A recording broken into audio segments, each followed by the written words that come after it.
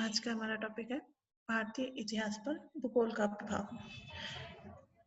इतिहास हमारे पूर्वजों के कार्यों का लेखा जोखा है। किसी भी देश के इतिहास का इसके भूगोल से प्रभावित होता है। वस्तुतः देश का इतिहास भूगोल से ही बनता है। रिचर्ड हकलुट के अनुसार भूगोल तथा कालक्रम सूर्य और चंद्रमा है और ये ही इतिहास के दक्षिण और वाम नेत्र हैं। भारत एक विशाल देश है। यहाँ विभिन्न प्रकार की जलवायु और वनस्पति पाई जाती है। यहाँ एक और ऊंचे पहाड़ है तो दूसरी तरफ समतल मैदान। एक स्थान पर भारी वर्षा होती है तो दूसरे स्थान पर शुष्क जलवायु है। भारत के कुछ क्षेत्रों में जनसंख्या का अधिक दबाव है, जबकि कुछ क्षेत्र बिल्कुल निर्जन पड़े हुए हैं। इस देश में विभिन्न जातियां निवास करती है, जो धर्म, भाषा के क्षेत्र में एक दूसरे से अलग है, लेकिन इनमें सांस्कृतिक और राष्ट्रीय एकता है।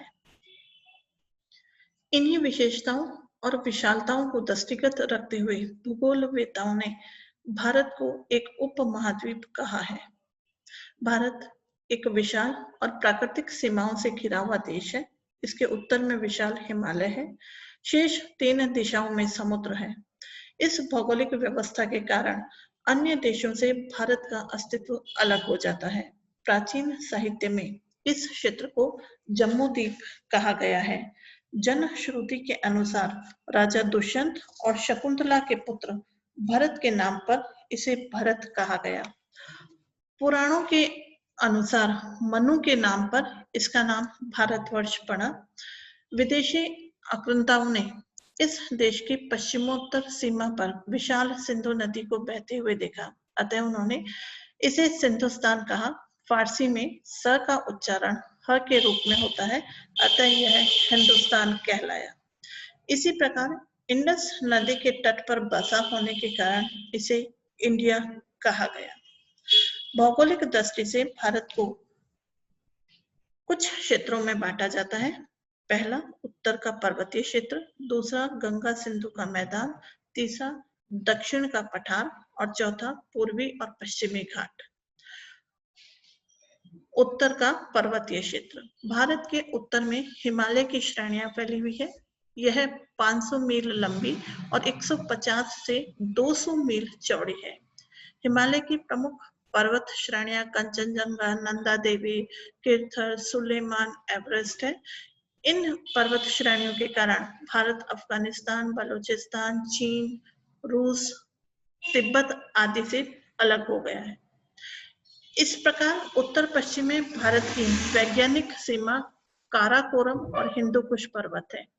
हिंदुकुश के दक्षिण में सफेद को सुलेमान और किरथर पर्वत है। ये भारत को अफगानिस्तान और बलूचिस्तान से अलग करते हैं। उत्तर पूर्व में हिमालय की एक श्रृंखला मुड़कर दक्षिण की तरफ चली गई है, जो नागा पलकोई पहाड़ियों के रूप में बंगाल की खाड़ी तक फैली हुई है। यह भारत को बर्मा से अलग करती है। इस तरह भारत प्राकृतिक दृष्टि से एक दुर्ग के समान है। गंगा और सिंधु का मैदान, हिमालय के दक्षिण में भारत के सिंधु, गंगा, यमुना और उसकी सहायक नदियों से सिंचित विशाल मैदान है। राजस्थान के मरुस्थल और अरावली पर्वतमाला के कारण यह क्षेत्र अर्धचंद्राकार लगता है। यह क्षेत्र अधिक उपजाऊ और महत्वपूर्ण है।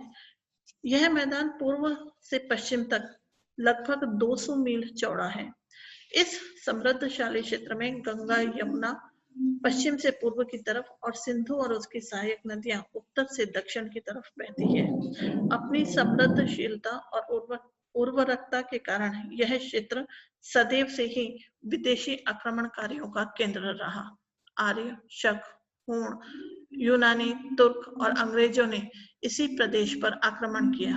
इसी क्षेत्र में बसे तराइन और पानीपत के मैदानों में अनेक निर्णायक युद्ध लड़े गए। यहीं पर अनेक विशाल और शक्तिशाली साम्राज्यों का उत्थान और पतन हुआ।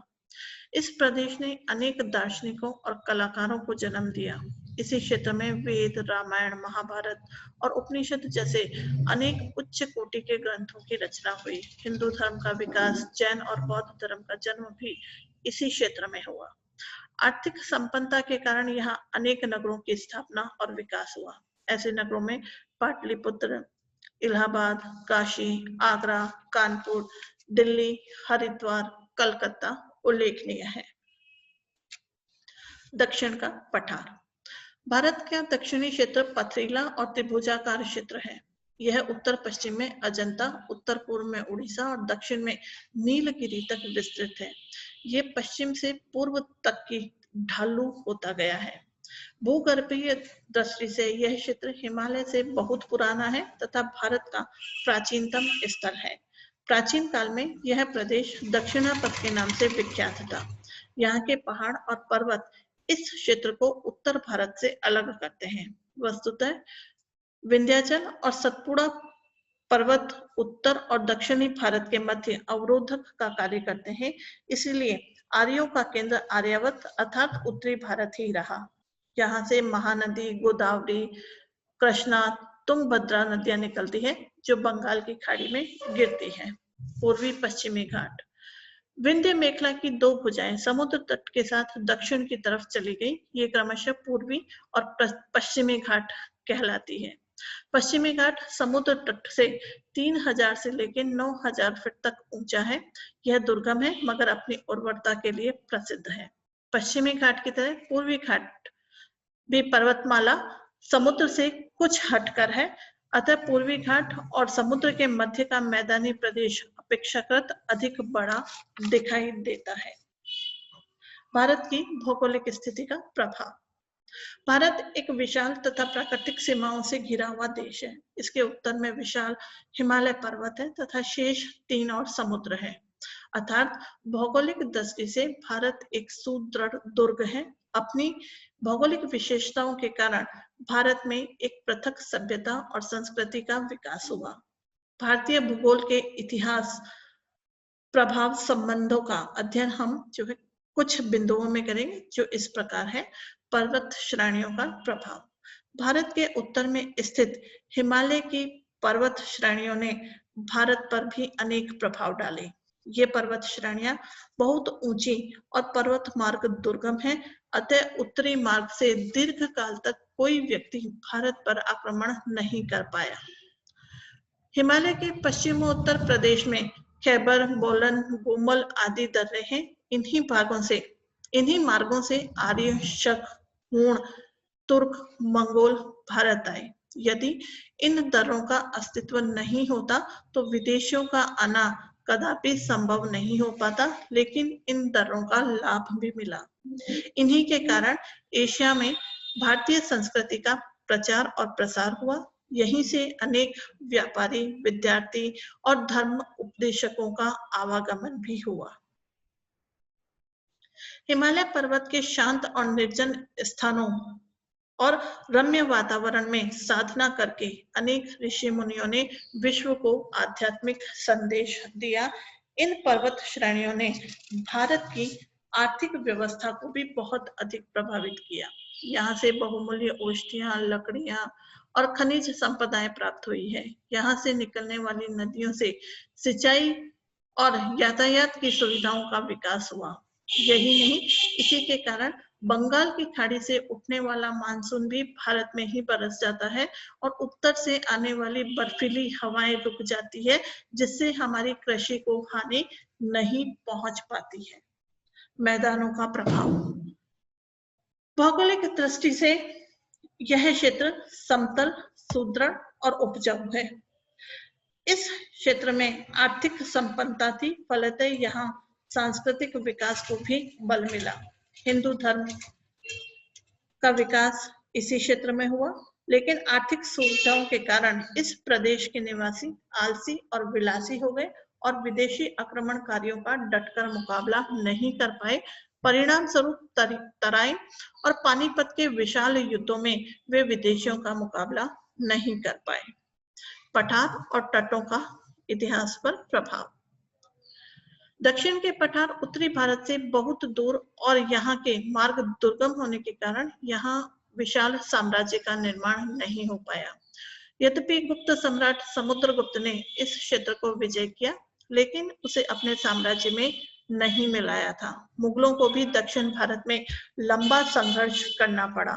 पहाड़ी और दुर्गम क्षेत्र होने के कारण यहाँ पर आमने सामने युद्धों को लड़ना संभव नहीं था, अतः इस क्षेत्र में गुरिल्ला युद्ध पद्धति का विकास हुआ। मराठा यहाँ पर अनेक प्रकार का दुर्ग निर्माण करने में सफल हुए। इसी प्रकार पूर्वी और पश्चिमी तट अपनी दुर्गमता के कारण अन्य राज्यों से अलग रहे।